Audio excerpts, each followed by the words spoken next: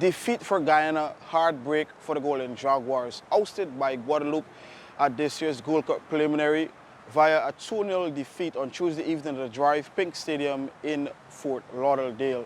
There was high enthusiasm by the Guyana team heading into this contest for two reasons. One, they came off a thrilling 5-3 penalty win over Grenada, and also the fact that if you want to look at history, Guadeloupe would have never defeated Guyana in 5 previous meetings. They made it count in the 6th.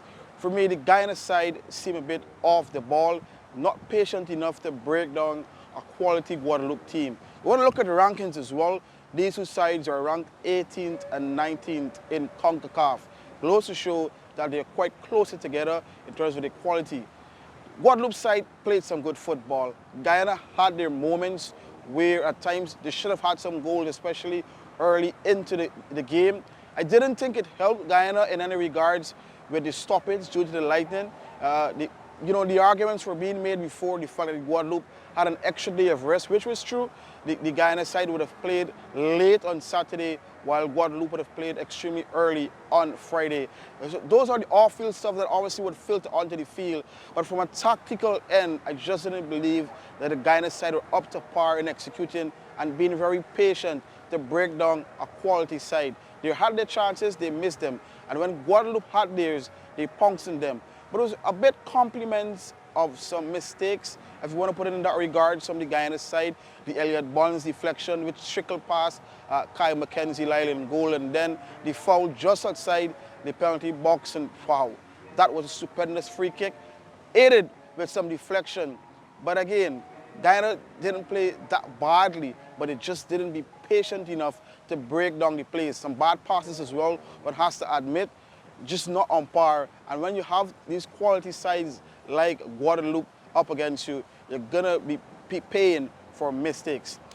Assistant coach Wayne Dovo have spoken after the match of the fact that they didn't really take the chances, and what continues to be a plaguing problem is them finding the groove, finding the bravery in the offensive third to take more shots on goal. The game started at a good momentum for both sides. We've played up to 15 minutes where it was an evenly balanced game, and then the weather came and disrupted that period, and I think, that has played a part in how we seems to not get back into the game as early as possible. They started to, seize the initiative when they returned to the pitch, and during that period we conceded a goal.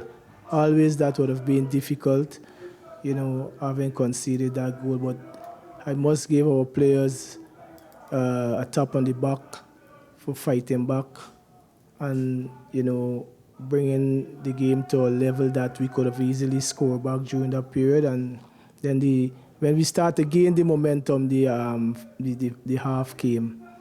And I think, the situation is that we need to look at this whole aspect of playing games in these conditions where you're playing, and then you build a momentum, and then the weather come, and then you have to go to the dressing room and restart. It's always a psychological effect on the team. But I think Guadeloupe played well. I think they have a good team, but we allow ourselves to not progress to the next phase. So what's next for these two sides? The Guadeloupe side would have secured their spot in Group D alongside Canada, Guatemala, and Cuba. They wrap up the 16 teams now. So it's Guadeloupe, St. Kitts and Nevis, and Martinique, the 3 sides that have progressed from the preliminaries. For the Golden Jaguars, they have the upcoming CONCACAF Nations League, the 2023-2024 edition. It will start in the FIFA International window in September.